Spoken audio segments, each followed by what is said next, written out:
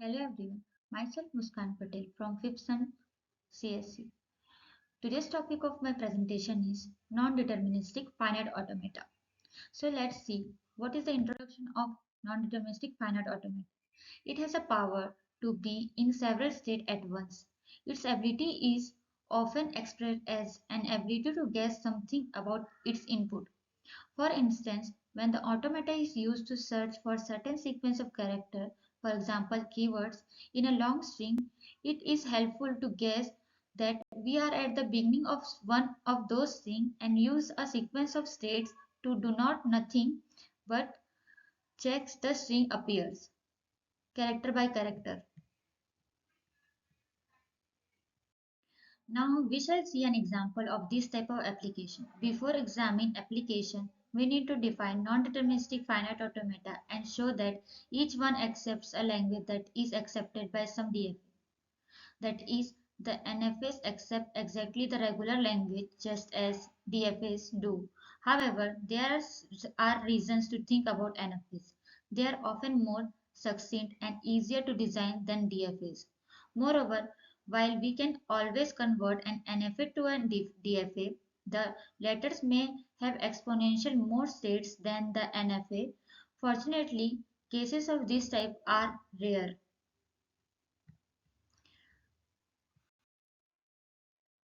Definition of non-deterministic finite automata. Now, let us introduce the formal notation associated with non-deterministic finite automata.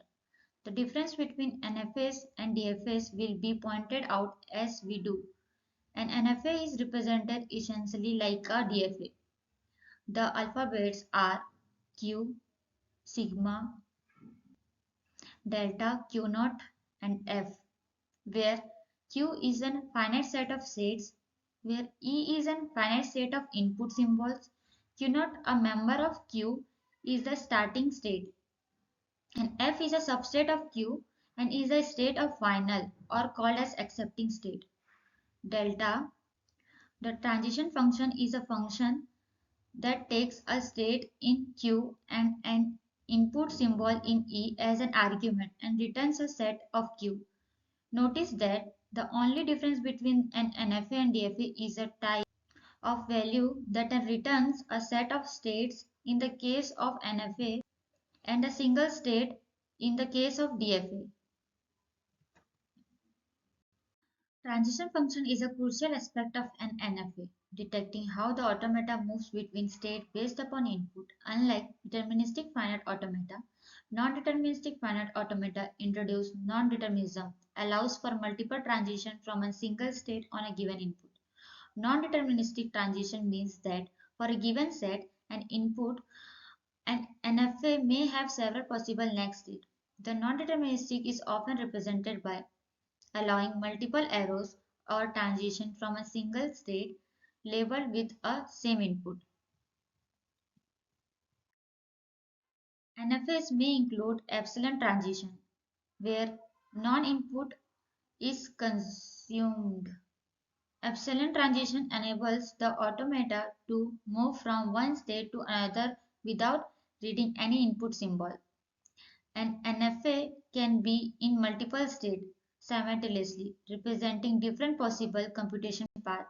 The transition function captures these multiple outcomes, allowing for a more expansive representation of languages.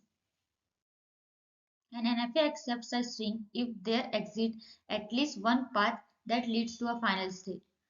Multipaths may exist for the same input, reflecting non-determinism.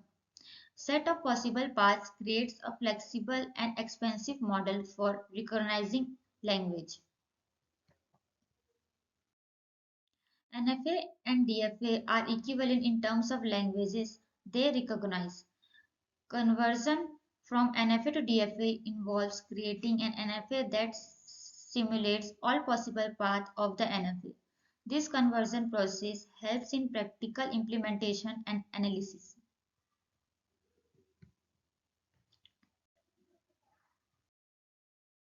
Conclusion: the NFA's emerging non-determinism offers a versatile model for language recognition. This transition function allows for multiple outcomes and epsilon transition, enhancing representation. NFA are equivalent to DFAs, facilitating practical implementation and analysis. Valuable in compiler design for lexical analysis, pattern matching, and parsing. Potential for exponential growth in computational path recognizing consideration. NFA with their Neon's transition function play a vital role in theoretical computer science. Thank you and have a nice day.